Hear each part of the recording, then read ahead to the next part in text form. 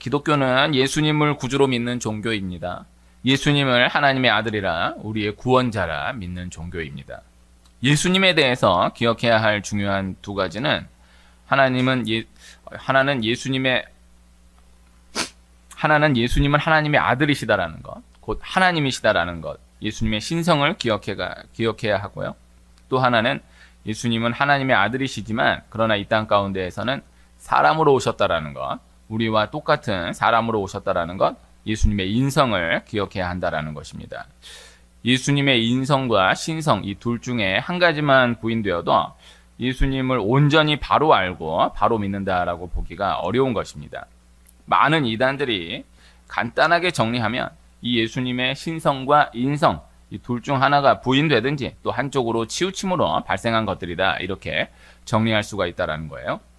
히브리서는 이 예수님의 신성과 인성을 계속해서 반복적으로 전제한 가운데 말씀하고 있는 말씀입니다. 오늘 말씀 14절에서는 예수님을 큰 대제사장으로 말씀하고 있어요. 구약의 대제사장은 온 이스라엘의 죄를 책임지고 하나님 앞으로 나아갔던 사람입니다. 하나님과 이스라엘의 중보자, 중간 역할을 감당했던 사람이에요.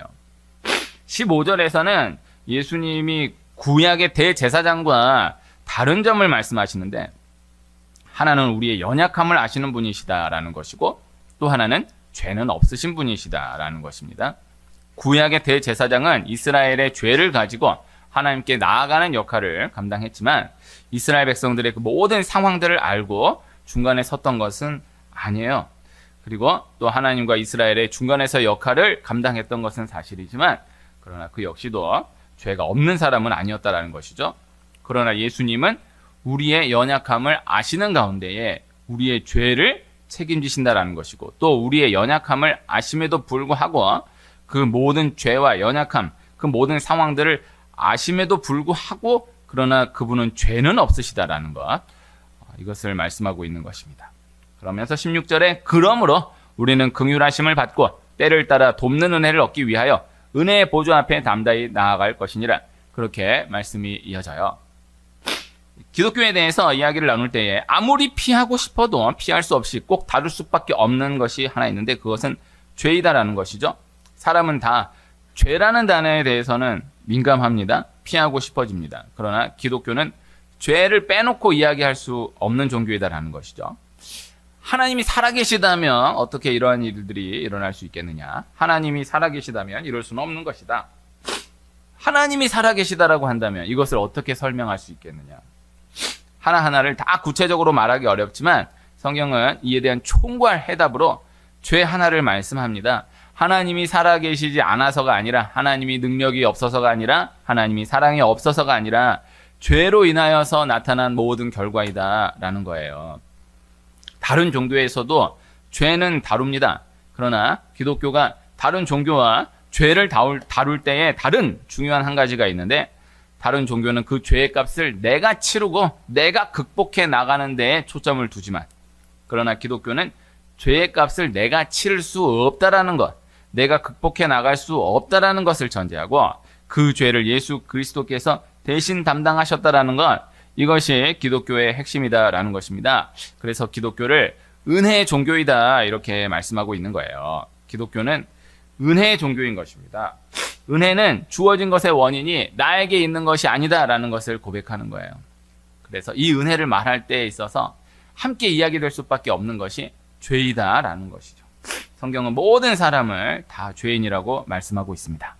그런데 그 죄인이다라는 것이, 죄라는 것이 은혜를 받았을 때만 보여지게 되는 것이다라는 것이죠. 은혜를 받아야 내가 죄인이다라는 것이 깨달아지게 되고 은혜를 받아야 이것이 죄인 것이구나라는 것이 보여지게 되는 것이다 라는 것입니다. 은혜의 눈을 뜨지 못한 사람에게 죄에 대해서 아무리 이야기해도 알지 못하는 거예요. 교도소에 갇혀있는 분들이 내가 죄인이다, 내가 죄를 지어서 이곳에 갇혀있다 라는 분들이 거의 없다라고 해요. 내가 이렇게 억울하게 여기 잡혀있고 내가 그 사람이 이렇게 해가지고 이렇게 갇혀있다. 다 그렇게 생각한다라고 해요. 내가 죄인이다. 내가 죄를 지어서 이곳에 이렇게 갇혀있다. 쉽지 않다고 합니다.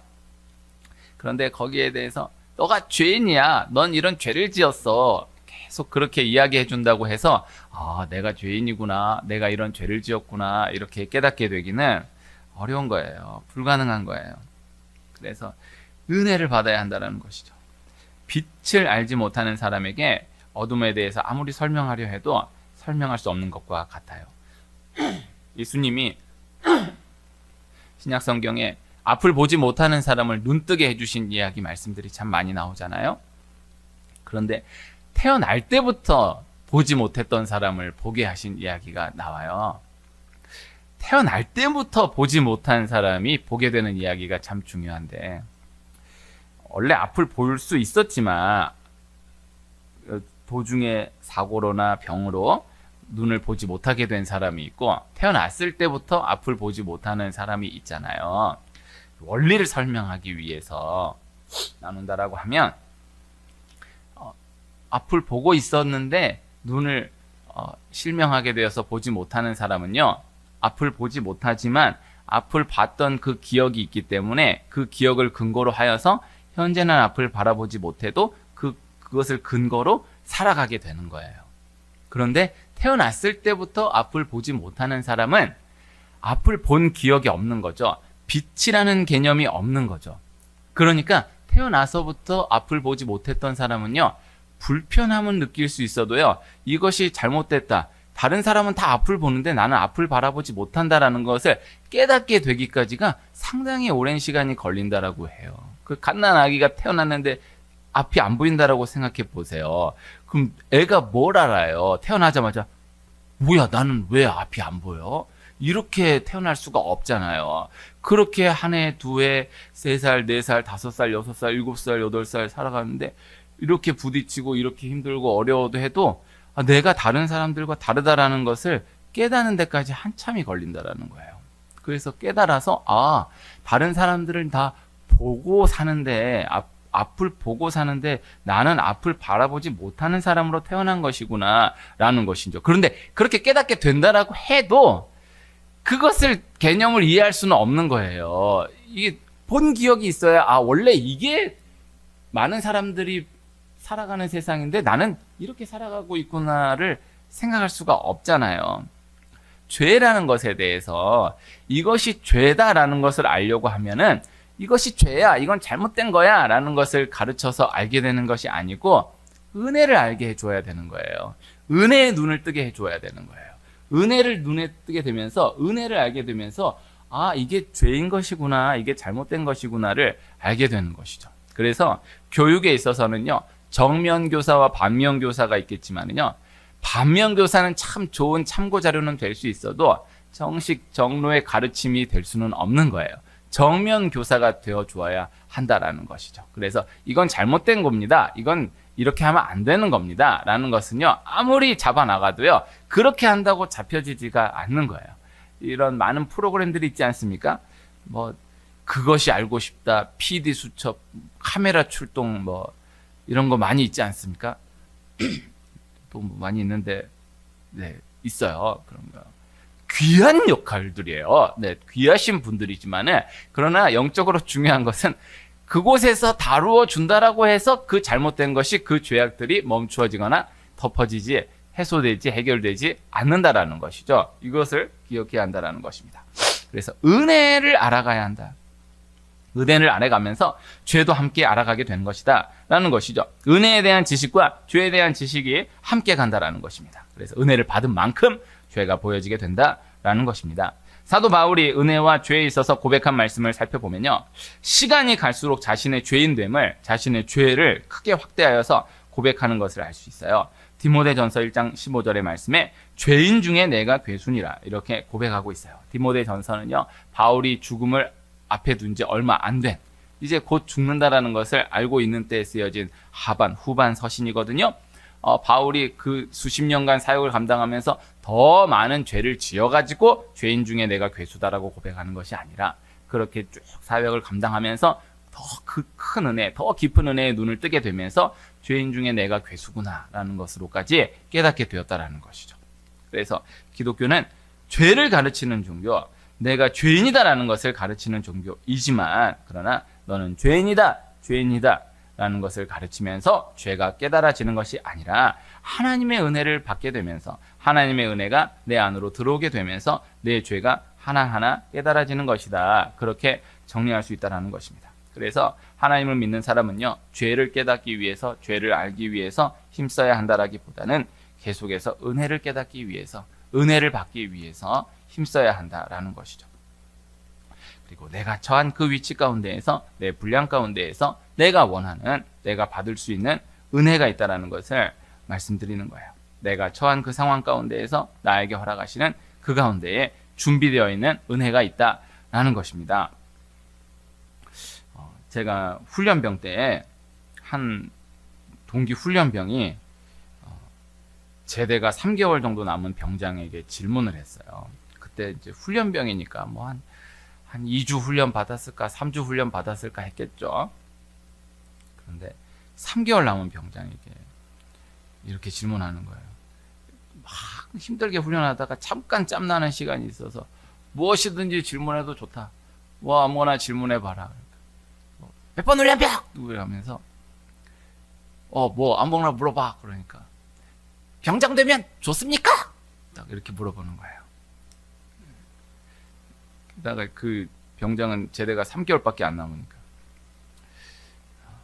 자기는 이제 우리는 이제 2주 했으니까 2년 1개월 2주가 남은 거예요. 근데 이 병장은 3개월밖에 안 남은 거잖아요. 그 병장이 이렇게 얘기하더라고요. 3개월밖에 안 남았지. 그러면서 그런데 너희들에게 말하기엔 좀 미안하지만 정말 힘들다. 정말 짜증난다. 이렇게 얘기하는 거예요. 그래서 이제 막 군 생활이 시작된 훈련병의 입장에서는 그 3개월밖에 안 남은 병장이 너무 부럽고 3개월만 남았는데 뭐가 그렇게 짜증나고 힘들까? 이해가 되지 않고 참 배부른 소리다. 이렇게 여겨질 수 있었던 대답이었지만요. 저는 그 2주밖에 안 된 그 가운데에서도 이해는 되지 않지만 그 병장이 그 진심으로 말하는 것으로는 느껴지더라고요. 그런데 이제 시간이 흘러서 내가 제대 3개월이 남은 때를 그 이야기를 돌아보니까 그 병장이 그냥 진심이 아니라 그게 진짜 사실이구나. 3개월밖에 안 남았는데도 정말 짜증난다. 정말 힘들다라고 얘기한 게 진짜 사실이구나. 이렇게 생각했던 적이 있습니다. 다 각각의 분량 가운데서 어려움이 있다는 것이고요. 저렇게 되면은 낫겠지? 저렇게 되면 좋겠지 하는 게 그때 되면 또 다를 수 있다는 거예요. 결혼을 너무 하고 싶은데 결혼을 하지 못한 사람은 결혼한 사람이 그저 너무 부러울 수 있겠지만 결혼을 한 사람은 결혼한 사람대로 너무 힘들죠. 결혼을 하고 싶은데 못한 사람에게 결혼한 사람이 야 결혼해봐 진짜 힘들다 이렇게 말하면요 그 사람 상처받아요. 근데 그땐 그 사람은 정말 힘들어서 얘기한 거예요. 그리고 결혼 후에 아기가 너무 갖고 싶은데 아기가 없는 사람이 있어요. 그런 사람은 아기를 키우는 사람이 너무너무 부러워요. 아기를 키우는 사람은 또 아기를 키우는 사람대로 힘든 거죠. 그래서 제가 예전에 경험했던 게 아기를 오랫동안 낳고 싶은데 갖고 싶은데 가지지 못한 두 가정이 있었거든요. 근데 한 가정이 임신을 한 거예요. 그래서 애를 낳고 이제 지내게 된 거예요. 둘이 아주 친했거든요. 근데 너무 얼마나 그렇겠어요. 둘이 아주 친하고 둘 다 몇 년씩 아기가 없었는데 한쪽 애가 생기니까. 근데 이분한테 그렇게 얘기하더라고. 야, 너무 힘들어. 아기 같지만 너무 힘들어 그러더라고요. 근데 이분은 그 말 듣고 너무 상처가 되잖아요. 너무 상처를 받는 거예요. 그 얘기를 이제 이분은 이분대로 하고 이분은 이분대로 했던 그래서 뭐라고 대답할 수 없었던 그런 경험이 있어요. 근데 또 그분은 그분대로 또 진심이니까 뭐 눈치 없다라고 얘기할 수는 있지만은 없는 말을 한 건 아니니까요. 또 하나의 경험이 둘이 아주 친한 고3 여학생 친구 둘이 있었는데 너무 친한데 하나는 공부를 많이 못하고 하나는 공부를 전교 1등을 다툴 정도로 잘하는 거예요. 그런데 시험을 봤는데 이 공부를 잘 못하는 애는 그거 다 떨어졌어요. 네, 이거 막 많이 낮춰서 지원한다고 했는데도 다 떨어졌어요. 근데 공부 잘하는 애가 세상에 너무너무 아슬아슬하게 서울대에 떨어져서 연대를 합격하게 됐어요. 근데 이제 얘가 봤을 땐 얘가 연대 간다 너무 부럽다 하겠지만은 얘는 나는 서울대가 100% 서울대인데 이게 가서 연대를 간다는 게 너무 힘들어하는 거예요. 근데 얘는 얘대로 다 떨어져서 얼마나 힘들겠어? 그럼 얘는 그 너무 힘든 거. 근데 얘가 힘든 걸 얘한테 말할 수 없잖아요. 얘는 얘대로 힘들고 그건 분명하겠지만 얘도 얘대로 힘든 거죠. 그래서 다 각각이 힘든 데가 있다. 힘든 일이 있다. 뭐 이렇게 또 생각해 볼 수가 있겠습니다. 그래서 뭐 아까 군대 얘기하고 뭐 대학 얘기하고 결혼 얘기하고 아기 얘기했지만요. 그때 은혜가 있고요. 은혜는 또 계속 되어야 한다라는 것이죠. 이스라엘 백성들이 애굽에서 종살이 할 때에 애굽만 나갔으면 좋겠다. 그렇게 오랫동안 부르짖었지만 애굽을 나와 보니까는 홍해가 있잖아요. 홍해를 건너니까는 그때부터 진짜 광야가 열리잖아요.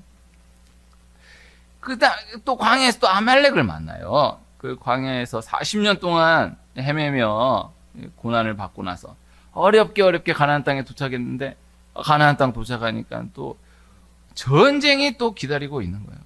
어디가 더 힘들까요? 네, 광야 세대를 통과하여서 천국에 간 분과 가나안 전쟁을 치르고 천국에 간 분을 천국에 가서 만나게 된다면 누가 더 힘들게 느껴질까요?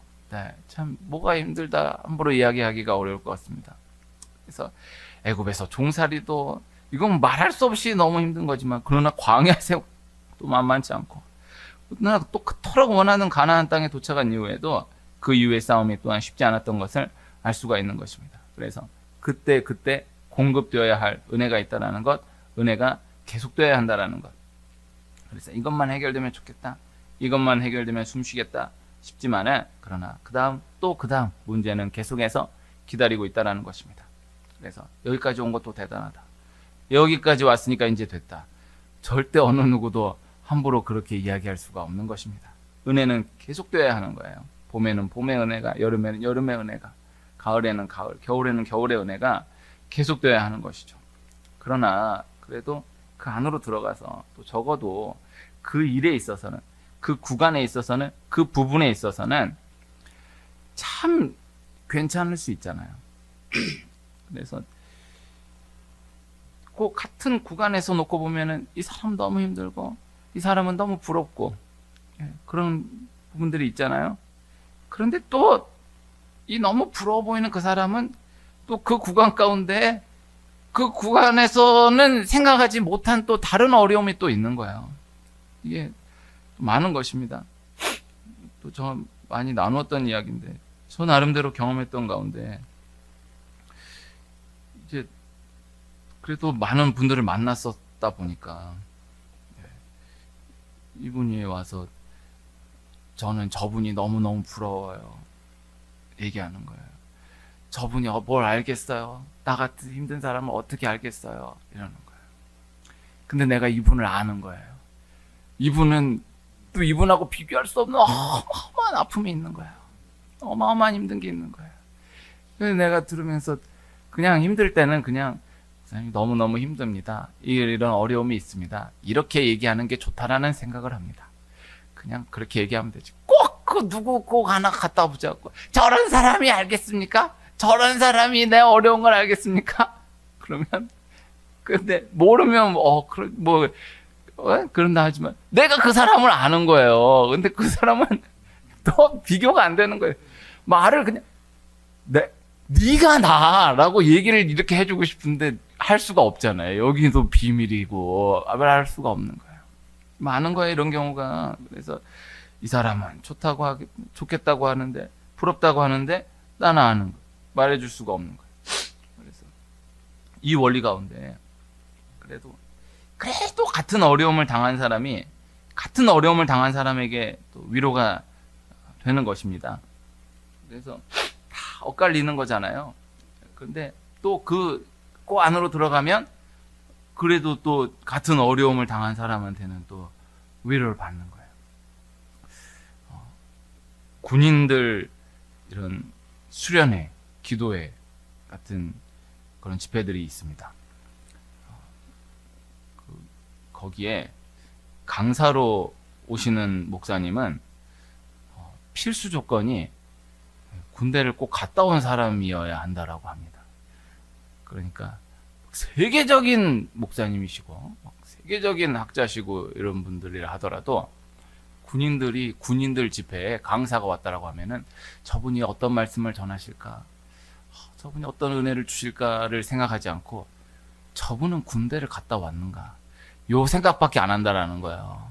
그러니까 군대를 안 갔다 온 사람은 세울 수가 없다라는 거예요. 그래서 아무리 얘기를 해도 군인은 거기 군인으로 있는 동안에는 군인으로밖에 생각이 안 드니까, 군대도 안 갔다 온 분이 뭐 말은 맞겠지, 뭐 군대도 안 갔다 온 분이 뭘 알겠어, 계속 이렇게 생각한다라는 거예요. 안 된다라는 거예요. 은혜가 안 되고 좀 이렇게 부족해도 군대를 갔다 왔다는 게 확실하다 하면은 그 다음에 하나하나를 듣기 시작한다라는 거예요. 일리가 있지 않습니까?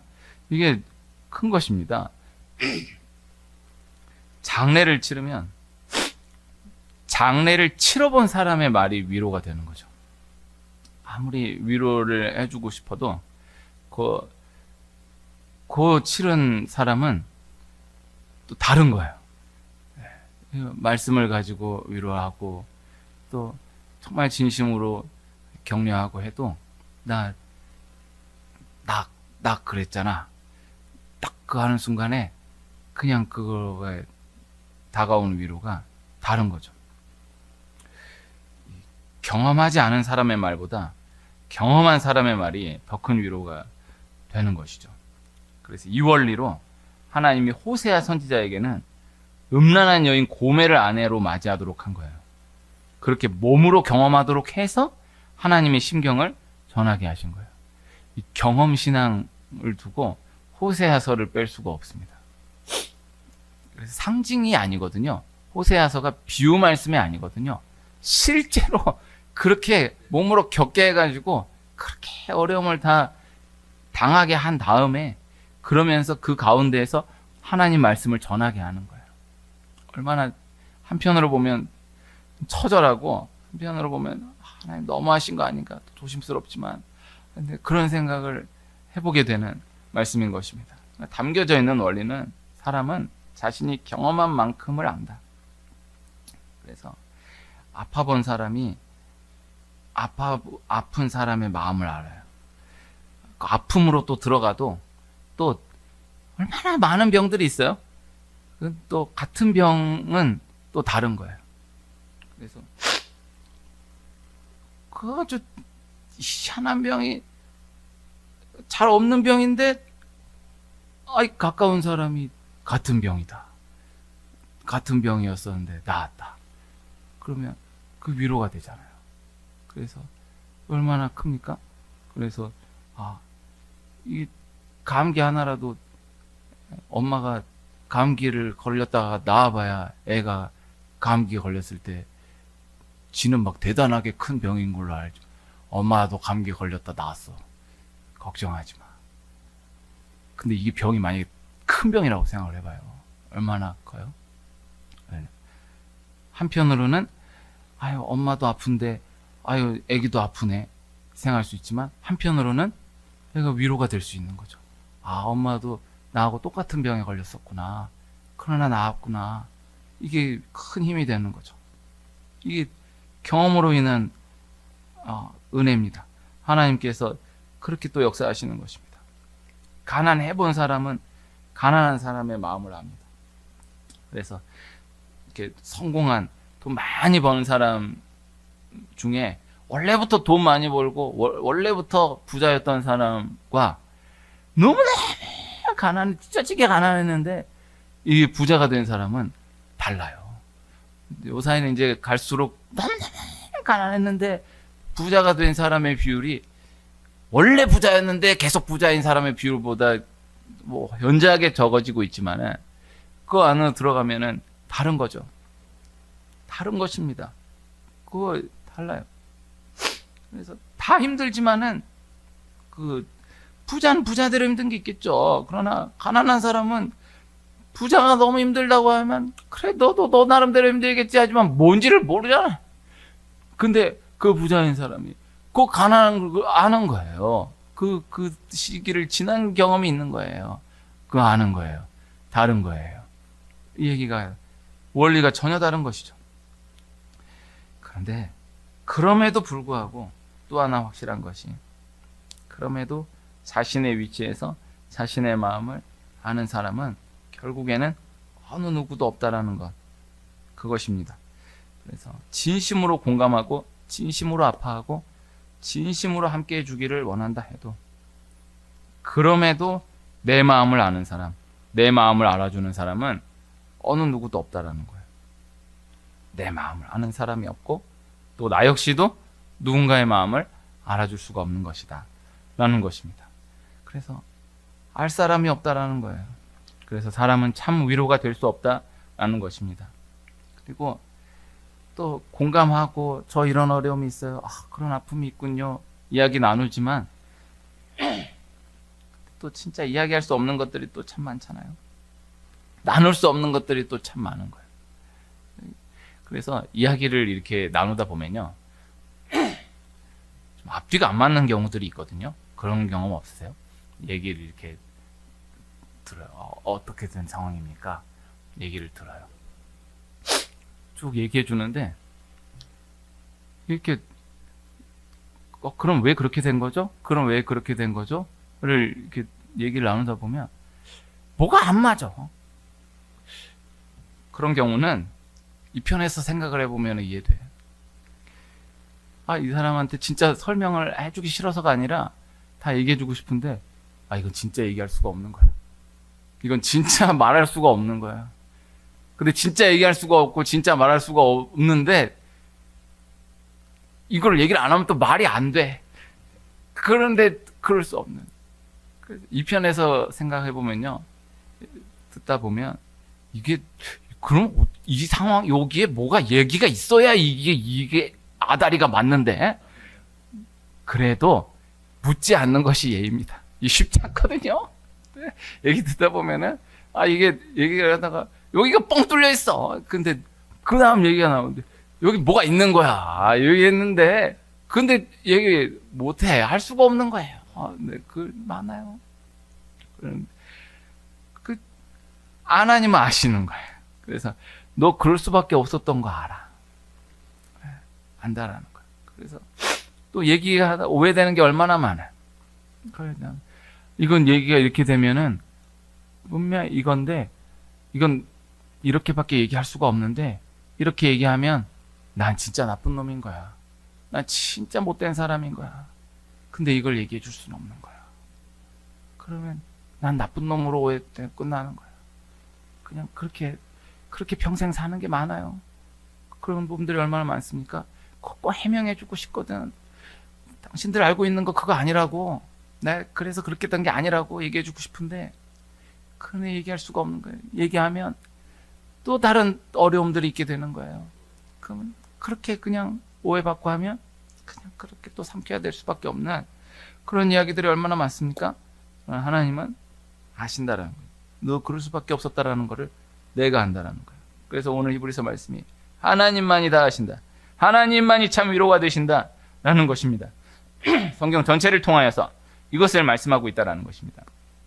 하나님은 내가 안다, 나는 안다라는 것을 계속해서 말씀하십니다.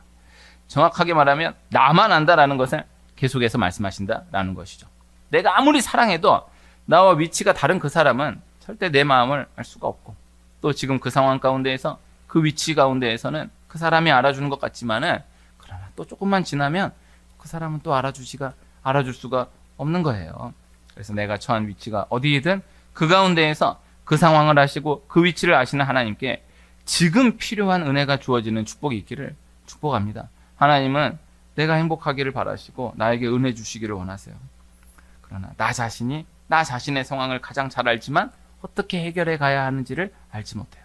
나 자신의 행복을 원하지만 어떻게 행복할 수 있는지는 또 알지 못하는 거예요. 하나님이 지금 주시는 은혜가 있다. 은혜를 받으면 보이지 않던 것들이 보여지게 된다. 은혜를 받으면 죄가 보이고 은혜를 받으면 길이 보입니다. 사람의 생각으로 인정되고 납득할 수 없는 무언가가 있다라는 여지가 있는 우리가 되길 소원하고, 하나님께서 오늘 은혜의 보좌 앞에 나온 모두에게 우리 각각의 처한 위치에서 각각의 분량 가운데에 필요한 은혜로 세워가실 것을 믿습니다.